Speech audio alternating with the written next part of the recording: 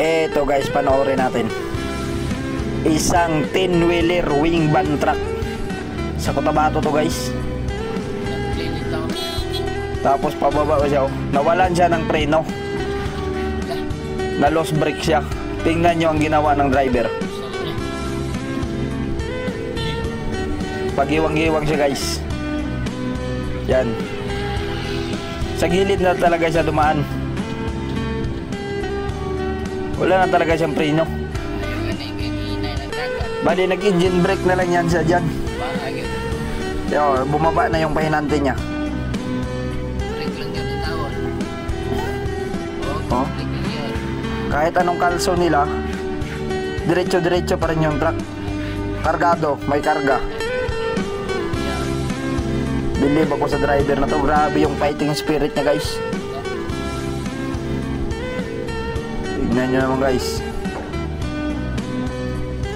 Oh, nilalagyan nila ng kalso, tapos hindi pa rin sapat.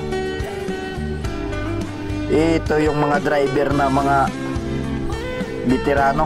Oh, may bato ng karga yung mga pahinante niya, dalawang pahinante. Pagiwang-giwang na yung truck. Tapos pababa pa talaga. Kung sa Bisaya, papalugsong siya.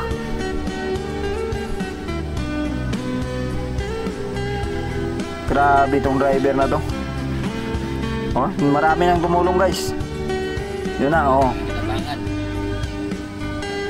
Para lagyan lang ng kalso. Itong bunggo, yung truckman ito, yan yung kaputi, bumaba para magdala ng kalso. Nabol talaga nila guys. Grabing fighting spirit ng driver na to. Sa mga ganitong sitwasyon, kung matataranta ka, wala ka.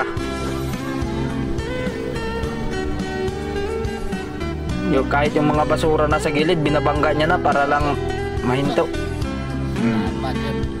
Yan, nakakita siya ng puwang.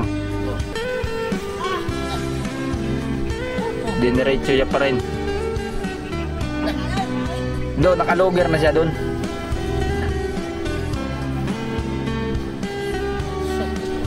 Kaso lang, kargado yung truck mo, mabigat yung karga. Mahirap pigilan ng pagganyan.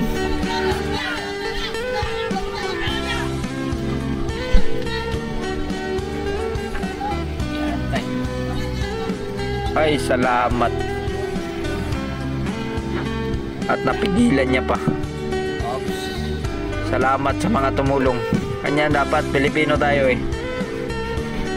Magtulungan na lang. Grabe yung driver. Sa Cotabato pala to guys. Nakalimutan ko kung anong barangay.